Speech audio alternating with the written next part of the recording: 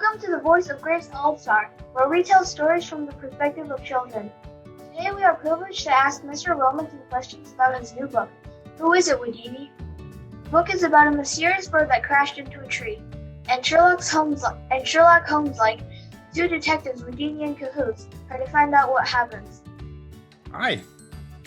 So my first question is, when you were writing the book, I noticed that the first and second line, these little mini chunk of words, rhymed, and so did the third and fourth. Why did you decide to do this? It's very interesting.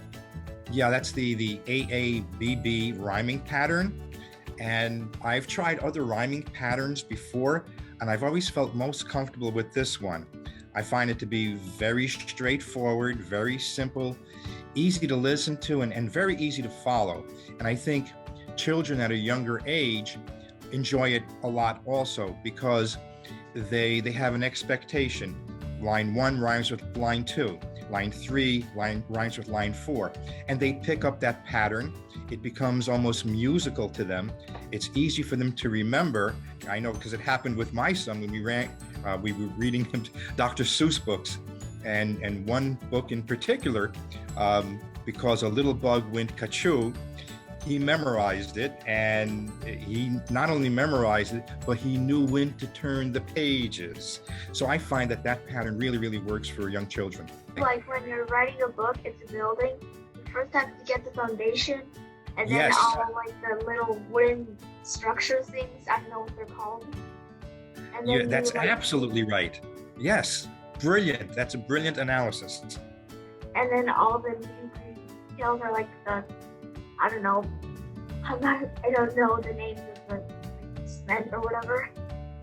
Well, all the spaces then get designed. Yeah. It's like the Yeah, scenes. yeah. Okay, so you have the scenes in a book or a movie or a video game.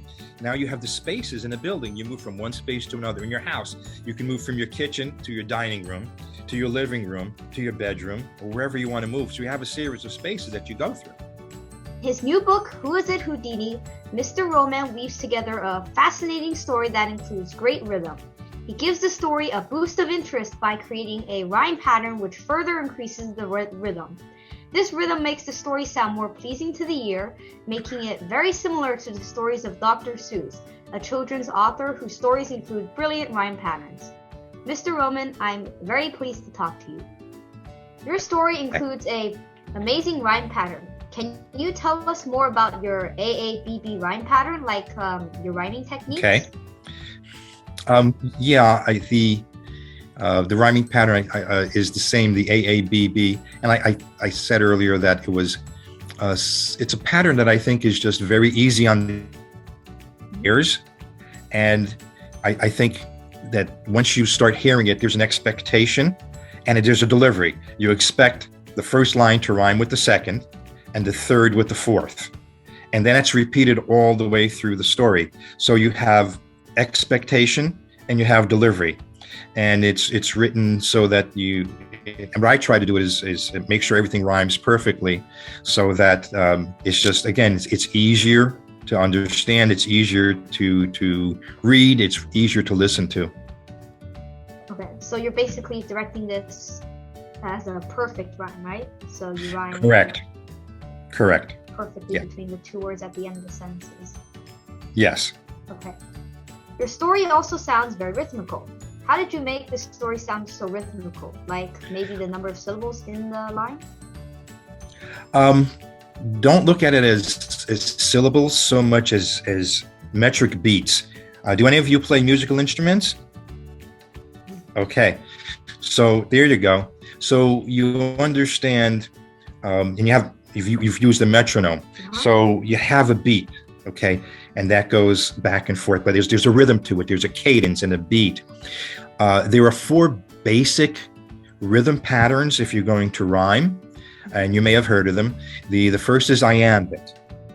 Then there's anapest, trochee, and then dactyl. I'm not going to get too technical here, but the iambic pattern and the anapest are more for upbeat type of stories, where the other 2 are more for serious stories. So the iambic pattern is, and picture a conductor with an orchestra too, with the beats.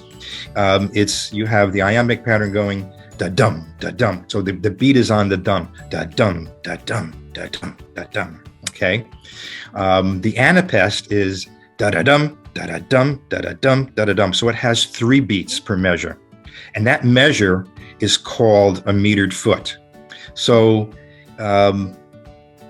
the other ones, like the trochee, now that's the opposite of iambic. Okay, and when the movie starts and you hear the music where it goes dum dum, you know that a shark is coming, dum dum, dum dum, dum dum, dum, and it speeds up like that, dum dum, dum dum, dum dum, dum dum. So it builds slowly, but it has that accent on the first beat. And the dactyl is just the opposite of the anapest. When I write, I like having upbeat stories because I like to entertain children, and I like to read stories that are very upbeat and entertaining. So I used either the iambic or the anapest. Okay. The anapest rhythm is right there in the Who Is It Whoodini. Right there, when you open it up and you start it, it's going to be the da-da-dum, da-da-dum, da-da-dum rhythm. It's going to be, it flew with a whoosh, and it crashed with a thump, and got stuck up a tree in a tangled up clump. Eyes wide with surprise, necks twisting to see 2 owls who hooted. Now who could that be? So it has that rhythm. And now when you hear that, and you hear you listen to the AABB, and you hear the anapest rhythm, again, there's the expectation and then the delivery. So once you have the expectation and the delivery, you get used to hearing, and it's so much easier to remember and even memorize. That's why some poems are easy to remember and memorize. So that's pretty much the way I develop the rhythms. And it depends on the story. I can write a story in the iambic where it's da-dum, da-dum, da-dum, or the anapest where it's da-da-dum, da-da-dum, da-da-dum, depending on the storyline. It's pretty cool how it's related to music. Yes, it's always musical. And when you write, whether it's in prose or rhyme, it still should be lyrical. If you're writing in prose, there's a way to write it so that the story becomes fascinating and lyrical. Mm-hmm. Okay, that's very interesting. Okay, my last question is, the rhythm that you include is very similar to those of Dr. Seuss. Is there anything that influenced you to create this sort of rhythm, like an author or a person? Oh yeah. I used to love, and my wife used to love, reading Dr. Seuss stories to our kids when they were young. And in particular, as I mentioned before, Because a Little Bug Went Ka-Choo, that story, my son memorized because we read it to him so often, and because, again, the expectation, delivery of the way he wrote it. So yes, Dr. Seuss was a huge influence on how I wanted to write children's stories. Another person that I thought was just wonderful was, it's much later, Room on the Broom. It's a story written by Julia Donaldson. Outstanding story, very fun. And again, it's that rhythm, that rhyme, and it's repeated. So you expect it, it's easy to remember, and you want to hear it again and again. My first question is, since I heard that you were originally an architect, do you like being an architect better or an author? Both. I don't want to separate either one of them. When I design a building or go through the process of it, I love the creative process. I just love to be able to sit back and sketch and design and put a program together, and then watch something built out of the earth and into a building. So it comes from nothing into something. That's just so satisfying. And then to have people use it and actually enjoy using it, that's great.